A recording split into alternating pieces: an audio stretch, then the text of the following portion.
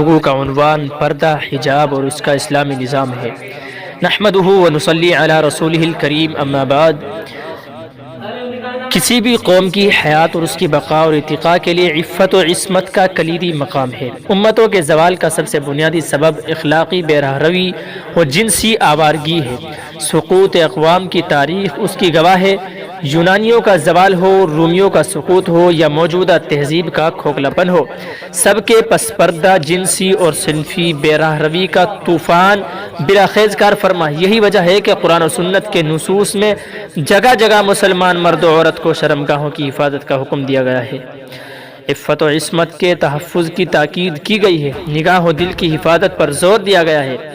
اپنی ذات، اپنے گھر، اپنے معاشرے، اپنے سماج، اپنی سوسائٹی، اپنے کلچر کو جنسی بے راہ روی سے بچانے کی عظیم ذمہ داری دی گئی ہے، اور واضح فرمایا گیا ہے کہ سماج کی بنیادیں اسی وقت مضبوط اور روحانی جسمانی مہلک ایمان و جان امراض سے محفوظ رہ سکتی ہے جب سماج کا ہر فرد اپنی عفت و عصمت کے تحفظ کے لیے اسے اپنا مذہبی، معاشرتی، اخلاقی اور عقلی فریضہ اولین سمجھ کر سرگرم عمل ہو جائے، اور اس مقصد میں کسی بھی طرح کی رعایت، سہل انگاری اور لاپرواہی سے کام نہ لے۔ اسلام دین فطرت ہے، اور اس کی تمام تعلیمات از اول تا آخر انسان کی فلاح اور صلاح، سعادت و نجات اور مسرت و اطمینان کی ضمانت ہے۔ اسلام نے ہر مسلمان کو پوری تاکید اور صراحت کے ساتھ عفت و عصمت کی ہر آن اور مکمل حفاظت کی تلقین فرمائی ہے۔ چنانچہ ارشاد خداوندی ہے: قل للمؤمنین یغضوا من ابصارهم ویحفظوا فروجهم ذلک ازکی لهم ان اللہ خبیر بما یصنعون۔ فرمایا مومن مردوں سے کہہ دیجئے کہ وہ اپنی نگاہیں نیچی رکھیں، اپنی شرمگاہوں کی حفاظت کریں، یہی ان کے لیے پاکیزہ ترین طریقہ ہے۔ وہ جو کارروائیاں کرتے ہیں اللہ ان سب سے پوری طرح باخبر ہے۔ دوسری جگہ ارشاد فرمایا: والحافظین فروجهم والحافظات والذاکرین اللہ کثیرا والذاکرات اعد اللہ لهم مغفرۃ واجرا عظیما۔ اپنی شرمگاہوں کی حفاظت کرنے والے مرد ہوں یا حفاظت کرنے والی عورتیں، اللہ کا کثرت سے ذکر کرنے والے مرد ہوں یا ذکر کرنے والی عورتیں ہوں، ان سب کے لیے اللہ نے مغفرت اور شاندار اجر تیار کر رکھا ہے۔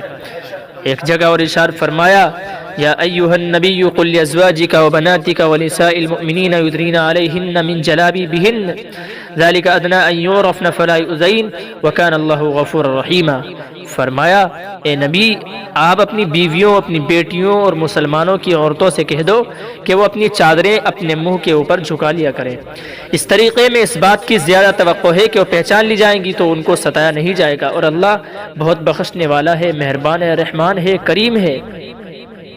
اس آیت نے واضح فرما دیا کہ پردے کا حکم صرف ازواج مطہرات کے ساتھ مخصوص نہیں ہے بلکہ تمام مسلمان عورتوں کے لیے ہے۔ انہیں حکم دیا گیا ہے کہ جب وہ کسی ضرورت کے لیے گھر سے باہر نکلیں تو اپنی چادروں کو اپنے چہروں پر جھکا کر انہیں چھپا لیا کریں۔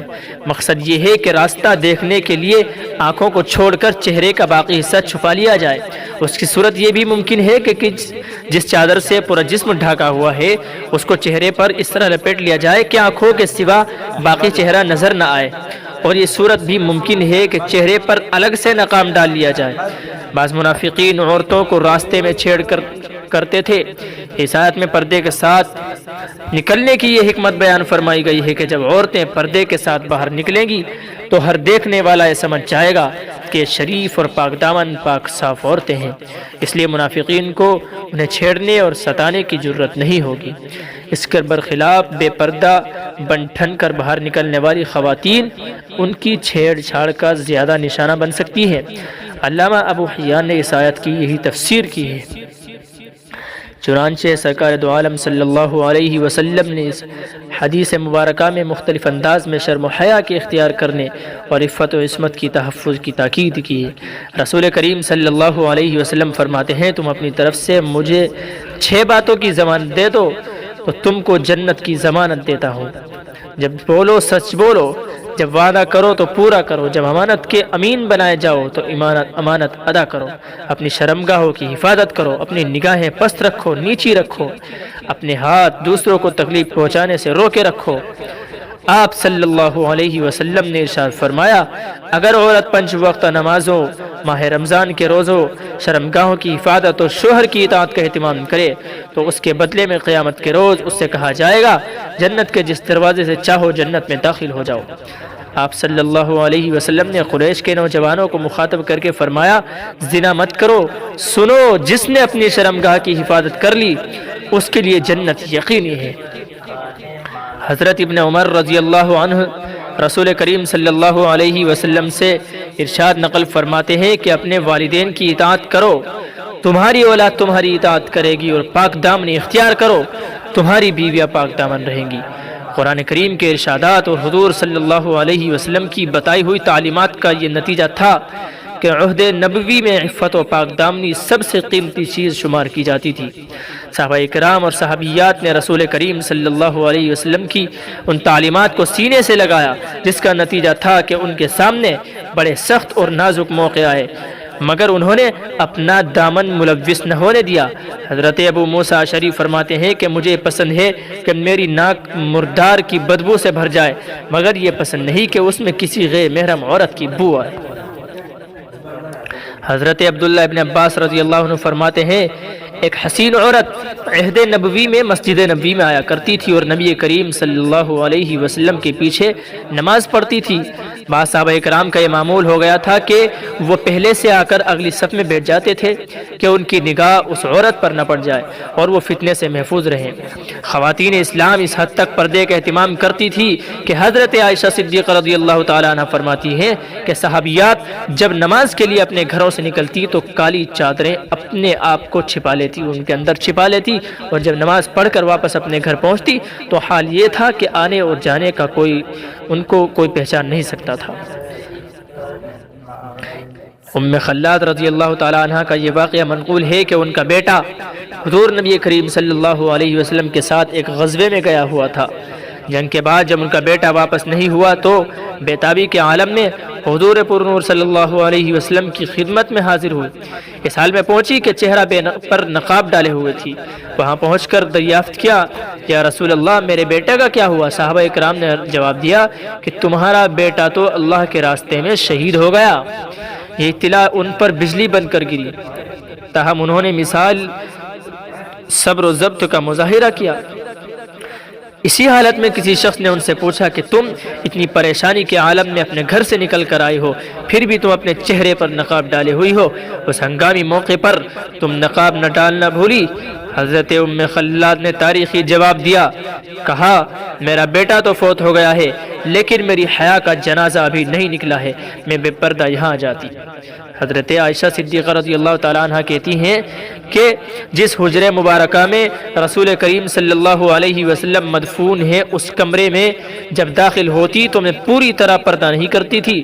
میرا یہ خیال تھا کہ اس حجرے میں میرے شوہر اور میرے والد ابو بکر صدیق رضی اللہ تعالیٰ عنہ کے علاوہ کوئی اور مدفون نہیں ہے اور ان دونوں سے پردہ نہیں ہے، لیکن جب ان کے ساتھ حضرت عمر فاروق رضی اللہ تعالیٰ عنہ بھی دفن کر دیے گئے تو بخدا اس کے بعد جب بھی حجرے مبارکہ میں جاتی تو حضرت عمر سے حیا کی وجہ سے پوری طرح با پردہ ہو کر جایا کرتی تھی۔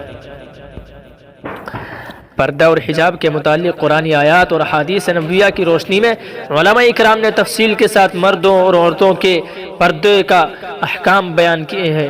چنانچہ علماء اکرام فرماتے ہیں کہ ستر عورت کے فرض کے علاوہ شریعت میں دوسرا فرض حجاب اور پردے کا ہے، جس کا حاصل یہ ہے کہ عورتیں جن اجنبی مردوں سے پردہ کریں۔ یہ فرض جملہ تفصیلات کے ساتھ نازل ہوا ہے۔ 5 چیزیں ہیں۔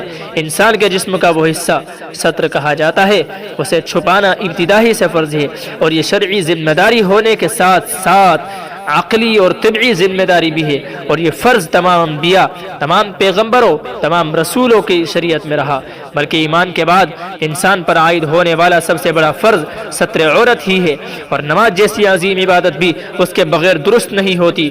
مرد و عورت دونوں اس حکم کے پابند ہیں، جلوت و خلوت دونوں حالتوں میں اس کی پابندی لازمی ہے۔ پردیس کے متعلق قرآن مجید کی 7 آیات اور حضور نبی کریم صلی اللہ علیہ وسلم کے 70 سے زائد روایات کی روشنی میں پردے کے 3 درجات واضح ہوتے ہیں۔ حضرت مولانا مفتی شفیع صاحب رحمۃ اللہ علیہ نے معارف القرآن میں اس موضوع پر سیر حاصل گفتگو کی ہے، جس کا خلاصہ یہ ہے کہ پہلا اور اصل مطلوب شرعی درجہ یہ ہے کہ عورتیں گھروں میں رہیں۔ قرآن کریم نے حکم دیا گیا ہے وَقَرْنَ فِي بُيُوتِكُنَّ کہ تم اپنے گھروں میں رہو۔ حدیث میں وارد ہوا ہے کہ عورت اپنے رب سے سب سے زیادہ قریب اس وقت ہوتی ہے جب وہ اپنے گھر کے بیچ میں مستور ہو۔ حضرت ام ورقہ رضی اللہ تعالی عنہ نے بدر کے غزوہ میں شرکت کی، آپ صلی اللہ علیہ وسلم سے اجازت طلب کی تو آپ صلی اللہ علیہ وسلم نے فرمایا جاؤ اپنے گھر میں آرام سے بیٹھو۔ سب سے بیش قیمت انسانی جوہر عصمت و عفت ہے، جس کی حفاظت اس وقت ہو سکتی ہے کہ مرد و عورت ایک دوسرے سے الگ رہیں۔ جس سماج میں، جس معاشرے میں، جس سوسائٹی میں، جس کلچر میں عورتیں گھروں سے نکل کر بے ضرورت نقل و حرکت کرتی ہیں، اس سماج سے عفت و عصمت کا خاتمہ ہونے لگتا ہے۔ اندرون خانہ کی جو ذمہ داری تقسیم کار کے اصول کے پیش نظر اسلام نے عورت کو دی ہے، اس کے ساتھ باہر کی یہ بیجا تفریح اور سیر سپاٹے کبھی نہیں مل سکتے۔ اس لیے حجاب شرعی کا اصل مفہوم تو یہی ہے کہ عورتیں گھروں کو لازم پکڑ لیں۔ دوسرا یہ کہ شریعت اسلامی چونکہ فطری شریعت ہے جس میں تمام انسانی اعضاء ضروریات کو بہر صورت رعایت کی گئی ہے، بار بار ایسے ضروری یا اضطراری موقع پیش آتے ہیں جن میں عورتوں کا گھروں سے باہر نکلنا گزیر ہو جاتا ہے۔ ایسے مواقع کے لیے پردے کا دوسرا درجہ یہ ہے کہ عورت سطر سے لے کر پیر تک لمبا برقع یا چادر اوڑھے، جس میں جسم کا کوئی حصہ ظاہر نہ ہو، صرف ایک آنکھ کھلی رکھے جس سے راستہ نظر آئے، باقی پورا جسم ماں چہرے چھپا رہے۔ قرآن میں یدنین علیہن من جلابیبہن کہا گیا ہے۔ جلباب یعنی لمبی چادر استعمال کرنے کا جو حکم آیا ہے اس کی یہی مراد ہے، اور یہی وضاحت ہے رئیس المفسرین حضرت عبداللہ بن عباس رضی اللہ تعالی عنہ سے منقول ہے کہ گھروں سے باہر نکلنے کی اجازت ضرورت کے مواقع پر برقعے کے التزام، خوشبو کے بغیر نکلنے، بچنے والے زیورات سے اجتناب، راستے کے کنارے پر چلنے اور مردوں کے ہجوم میں داخل نہ ہونے کے سخت شرائط کے ساتھ مشروط رکھی گئی ہے، اور ایسا صرف جوہر عفت کے تحفظ کی خاطر ہے۔ تیسرا پردہ شرعی میں چہرے کا حکم یہ ہے کہ ضرورت کے پیش نظر عورتیں گھروں سے باہر نکلیں، ان کا سارا جسم چھپا رہنا ضروری ہے، جو کہ عورت کی زینت کا اصل مرکز اس کا چہرہ ہی ہے، اور اس کو کھوکھلا رکھنے فتنے میں کا اس کا اندیشہ ہے، اسی لیے اسے بھی چھپانا چاہیے۔ یہ ہے اسلام کا نظام عفت و پاک دامنی، جس کا مقصد خواتین کی عزت و آبرو کا تحفظ اور معاشرے کو پاکیزہ بنانا ہے۔ افسوس کہ آج اسی نظام کو عورتوں پر زیادتی سے تعبیر کیا جا رہا ہے۔ پردے کو عورت کے لیے قید بتایا جا رہا ہے اور اس کے لیے تعلیم و ترقی کی راہ میں رکاوٹ کا ذریعہ بتایا جا رہا ہے۔ ایک طویل عرصے سے آزادی نسواں کے نام سے اس دنیا میں انتہائی پرفریب تحریک چلائی جا رہی ہے، اور اس کی سرپرستی یہود و نصارہ، مشرکین، تینوں جماعتیں اپنے اپنے انداز سے کرتی آ رہی ہیں۔ اخلاق و اقدار عالیہ کو کچلنے اور خواتین کے سروں سے روشن خیالی آزادی اور مساوات کے خوشنما الفاظ اصطلاحات کی آڑ میں ردائے عصمت و عفت اتار دینے کا یہ تحریک روز اول سے ہی کرتی چلی آ رہی ہے۔ اور یانیت، فحاشی اور بے پردگی کا جو سیلاب آزادی نسواں کی منحوس تحریک مغربی کلچر، ٹی وی اور میڈیا کے ذریعے مسلم سماج میں در آیا ہے، اس نے بدکاری، بے راہ روی، بے حیائی، مرد و زن کا آزادانہ گھومنا اور آورگی، غیر محرم سے میل جول، لامتناہی بگاڑ کے عمیق و غار میں امت کو پہنچانے کی کوئی کسر نہیں چھوڑی ہے۔ اسلامی عفت و عصمت کے تمام ضابطوں کو اور حجاب و پردے کے حکیمانہ نظام کو جیل خانہ، قید اور عورتوں کے استحصال سے تعبیل کرنے کا جو مزاج عام ہوتا جا رہا ہے، اس نے انسانی سماج کو معاشرتی تباہی اور اخلاقی افلاس کی آخری حد تک پہنچا دیا ہے۔ مرد و زن کے بے محابہ اختلاط سے پورے معاشرے میں بد اخلاقی، جنسی جرائم، بے راہ روی، آورگی، جو تباہ کن وبائیں پھوٹی ہیں وہ کسی بھی باخبر انسان سے پوشیدہ نہیں۔ آئلی نظام کی اینٹ سے اینٹ بچ گئی ہے، حسب و نسب کا کوئی تصور باقی نہیں رہا، عفت و عصمت داستان پاری نہ بن چکی ہے، طلاقوں کی کثرت نے گھر کے گھر اجاڑ دیے ہیں، جنسی جنون تصور کی خیالی سرحدیں بھی پار کر چکا ہے، اور فحاشی کی عفریت نے انسانیت کی ایک ایک قدر کو جھنجھوڑ کر رکھ دیا ہے، بھنبوڑ کر رکھ دیا ہے۔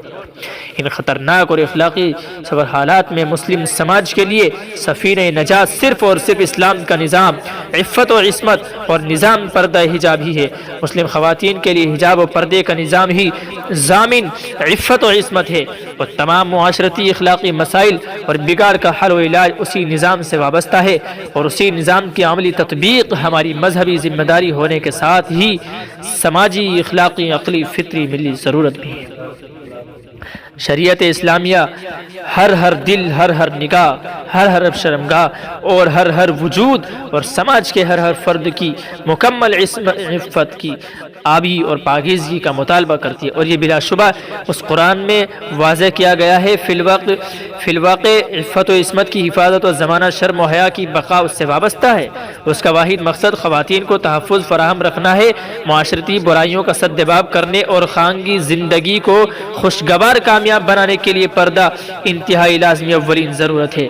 شرمگاہ کی حفاظت اور عفت و معابی کے فوائد و منافع بے شمار ہیں۔ اخروی فلاح و نجات، دنیا کی کامیابی، عزت، نسل و نسب کی حفاظت، معاشرے کی تطہیر، دل کی حفاظت، صحت کی حفاظت، اندرون کے ایمانی نور کا حصول، نیکی کا شوق، بدی سے گزر اور دوری شامل ہے۔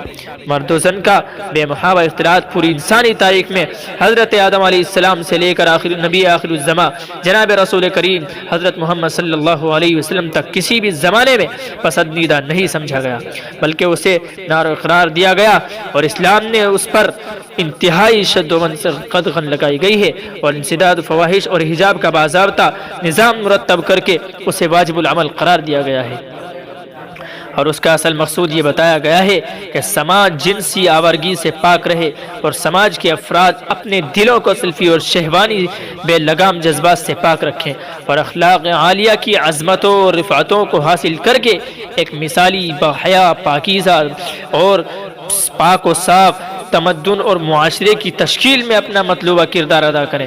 اللہ تعالیٰ اہل ایمان کو شرم و حیا کی دولت نصیب فرمائے، اور خواتین اسلام کو باحجاب، باپردہ رہنے کی توفیق عنایت فرمائے۔